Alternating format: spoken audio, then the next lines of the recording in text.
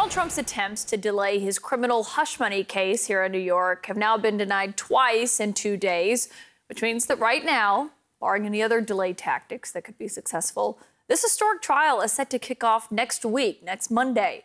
And it all is going to start with jury selection. Maybe that doesn't sound like it's going to be a fundamental part of this process, but it will, because 12 people are going to be picked out of a pool of hundreds of New Yorkers, and those 12 people will eventually determine the innocence or the guilt of the first former U.S. president to ever face a criminal prosecution, making it a jury selection like no other. Or in the words of my next guest, this is not some casual game of pickleball. This is warfare.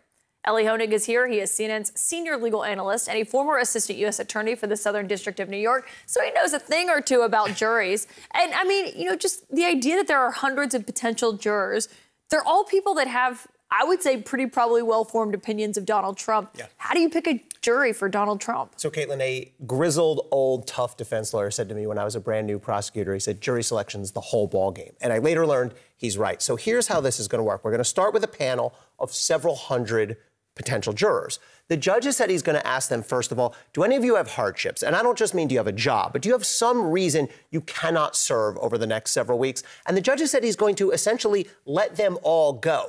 Then we're going to get into the questionnaire. And at this point, the lawyers are going to start their strategy games, trying to figure out who's who.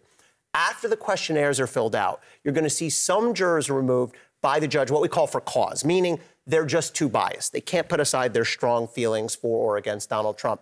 And then the real strategy game is each side gets 10 what we call peremptory strikes, meaning you can remove up to 10 people for almost any reason, not racially discriminatory reason, but almost any reason. And you have to be so careful with those because those peremptory challenges are like gold. That is the best way you can protect your jury. And you only get 10 of those? Yes, 10 each. Okay, so you're looking through this. I mean, jurors aren't stupid. They know why you're asking them these questions. What if they just say, no, I don't have strong opinions about this? I mean, feasibly they could, right? So much of this is a game of instinct and your gut, what your gut tells you. I mean, first of all, you're going to start with the questionnaire, right? You need to see what their responses are. And if I'm looking at this questionnaire, there's a question on there, it's number 34, that basically says, do you have any biases that are so strong that you cannot possibly be a fair juror in this case either way? Now, if anyone answers yes to that, they're gone. But plenty of people are going to answer no to that because they're going to think, well, maybe I have biases, but I can still be fair. But I'd be very skeptical of that. And so there are other questions on the questionnaire that I think are telling. Yep. What media sources did you have? Are you a member of any organizations?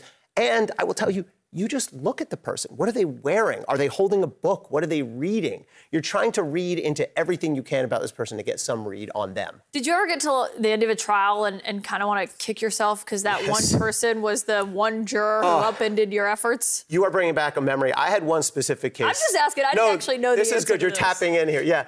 I did one case. It was of John Gotti. I can say John Gotti Jr. And the jury ended up hanging. And we had a juror who was a teacher and we thought was great for us. We thought she was leading the charge towards conviction. She was nodding when I gave my closing argument. It turned out she was dead set against us the whole way, and she was sort of the reason the jury hung. So, yeah, it's not easy, and I made a mistake there. Here we are years later, I still remember that. But that's the stakes in this case. You make one mistake, you'll be talking about it 6 years from now. She was nodding, and you thought you had her, but she knew what she was doing. I don't know what she meant. Why was she nodding? I don't know. I still can't figure it out. Have you followed up with her?